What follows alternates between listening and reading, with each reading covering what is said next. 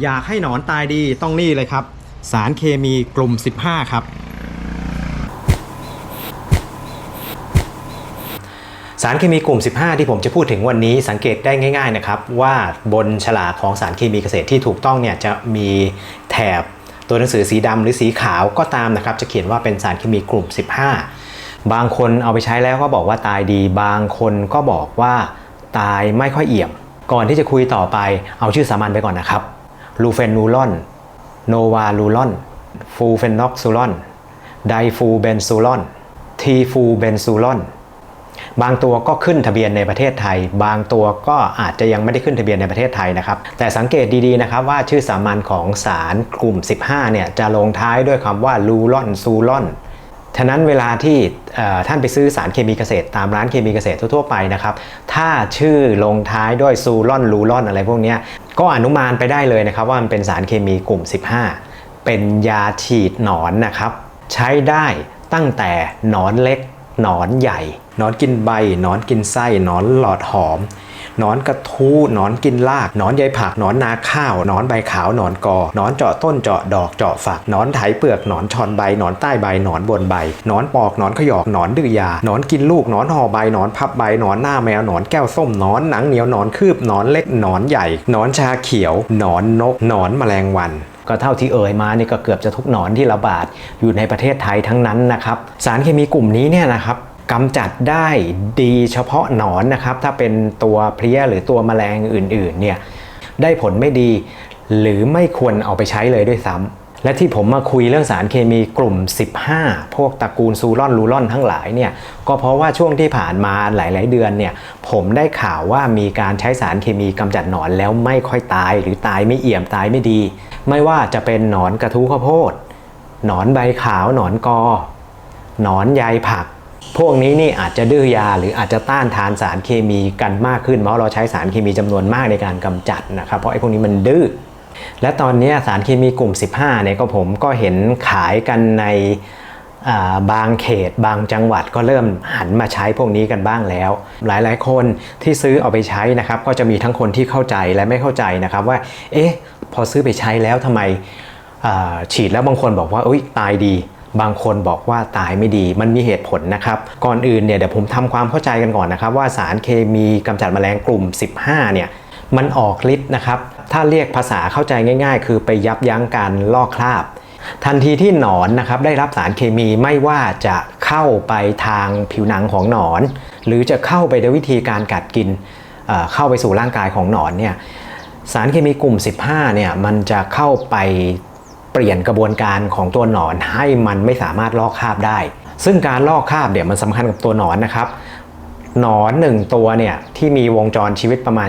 20-30 วันแล้วแต่สายพันธุ์เนี่ยจะมีกระบวนการลอกคราบเพื่อให้ร่างกายตัวเองเจริญเติบโต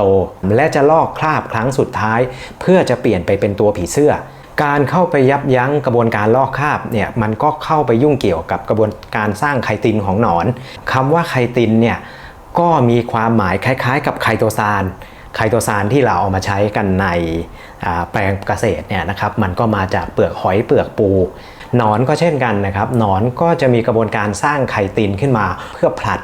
ผิวเก่าให้ออกไปสร้างผิวใหม่ขึ้นมาเมื่อหนอนเนี่ยไม่สามารถที่จะเข้าสู่กระบวนการลอกคราบนะครับเพื่อผลัดผิวของตัวเองเนี่ยนะครับโครงสร้างผนังลำตัวของหนอนเนี่ยก็จะมีผนังที่บางลงสุดท้ายเนี่ยหนอนเก็บทรงไม่อยู่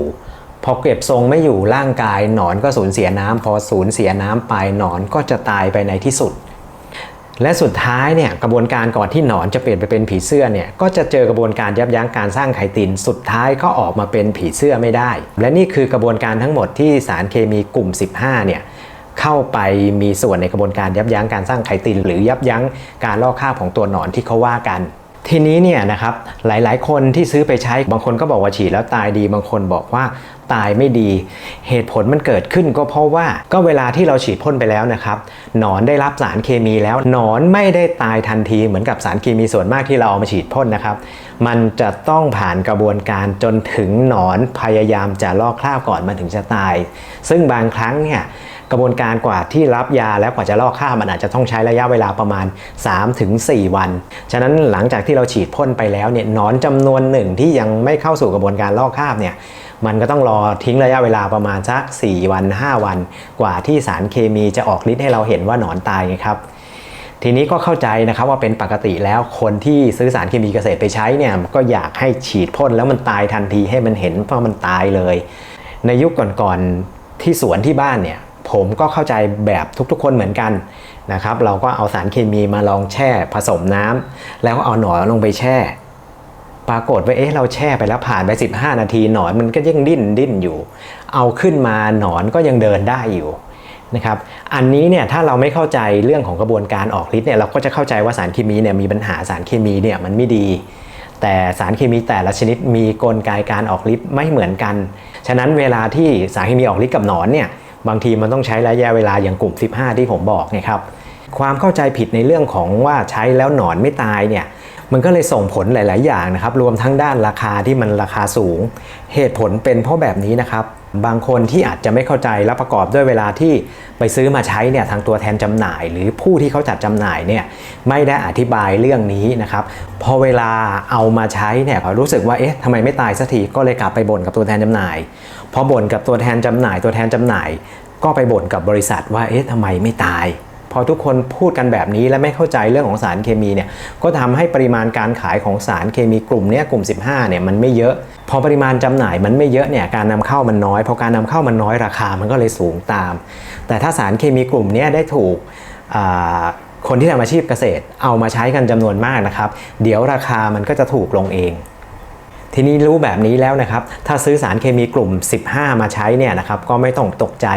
และไม่ต้องกังวลไปว่ามันจะตายไม่ดีนะครับเพราะเราฉีดแล้วเราต้องรอให้มันสู่กระบวนการลอกคราบก่อนมันถึงจะตายแต่ถ้า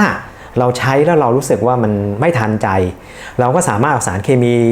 กำจัดแมลงกลุ่ม15นี้นะครับเอาไปบวกกับสารเคมีที่กำจัดหนอนโดยทั่วๆไปที่เราฉีดพ่นเพื่อให้ได้ผลดี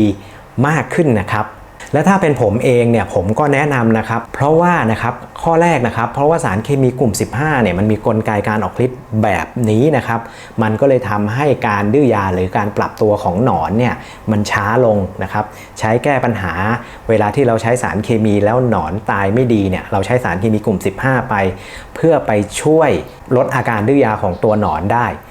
นะครับกับข้อ2นะครับสารเคมีกลุ่ม15เนี่ยเวลาที่เราใช้ฉีดพ่นไปเนี่ยมันช่วยลดปริมาณของการแพร่ระบาดเพราะว่ากลไกการออกฤทธิ์แบบที่ยับยั้งการลอกคราบเนี่ยทำให้หนอนโตไม่ได้และทำให้หนอนเนี่ยเข้าสู่ภาวะของตัวผีเสื้อไม่ได้พอเป็นผีเสื้อไม่ได้เนี่ยมันก็วางไข่ไม่ได้มันก็ช่วยตัดวงจรในการระบาดของหนอนไปได้ด้วยนะครับเป็นไงกันบ้างครับเข้าใจแล้วนะครับว่ากลไกของการออกฤทธิ์ของสารเคมีกลุ่ม15เป็นแบบนี้นะครับบางคนเขาถึงเวลาไปฉีดพ่นก็ถึงบอกว่าเขาตายดีบางคนตายไม่ดีเหตุผลมันก็เป็นชนิดแหละครับก็หวังว่าเนื้อหาที่ผมเอามาคุยวันนี้คงจะเป็นประโยชน์สำหรับคนที่ทำอาชีพเกษตรนะครับและถ้าเกิดท่านไหนนะครับที่เข้ามาดูคลิปวิดีโอในช่องของผมแล้วเนี่ยนะครับรู้สึกว่า